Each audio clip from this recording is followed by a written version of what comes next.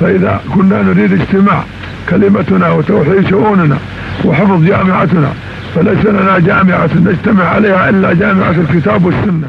وقد أولينا التعليم القسط الوافر من اهتمامنا، ووضعنا له برنامج طويل الأمد، وأمرنا بفتح مدارس للبنات. ونحن نريد أن تكون هذه المملكة الآن وبعد 50 سنة من الآن إن شاء الله مصدر إشعاع للإنسانية والسلام، يسكنها شعب مؤمن بالله ويبني البلاد على أسس راسخة من الإيمان والأخذ بالعلوم الحديثة الحضارية النافعة والتفوق في الصناعة والتكنولوجيا. نشكر الله الذي مكننا من مواصلات العمل على بناء بلادنا ودعم رخائها وعزتها. ما كل ما نريد عملنا، ولكن أعتقد إن شاء الله مشينا بالخط المستقيم اللي فيه راحة للمواطن وللدولة ويرضي رب العزة والجلال. ليشهد التاريخ وتكتب الأقلام وتحفظ الذاكرة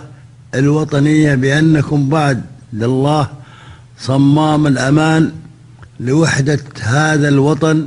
فنحن بحمد الله بمثابة الأسرة الواحدة نتكاتف ونتعاون بخدمة لديننا ووطننا، والتطوير سمة لازمة للدولة ويتفق مع ثوابتنا وقيمنا سعيا لرسم مستقبل واعد للوطن والمواطنين. أقسم بالله العظيم أن أكون مخلصا لديني ثم لمليكي وبلادي، وأن لا أبوح بسر من أسرار الدولة، وأن أحافظ على مصالحها وأنظمتها، وأن أؤدي أعمالي بالصدق والأمانة والإخلاص.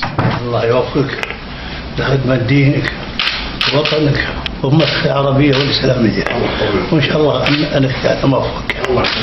طموحنا كيف نكون اقتصاد أكبر مما نحن فيه اليوم، كيف نخلق بيئة جذابة وجيدة ورائعة في وطننا، كيف نكون فخورين في وطننا، كيف وطننا يكون جزء مساهم في تنمية وحراك العالم سواء على المستوى الاقتصادي أو على المستوى البيئي أو على المستوى الحضاري أو الفكري إلى آخره. هذا طموحنا، ونستطيع أن نقدم الكثير للسعودية وللعالم.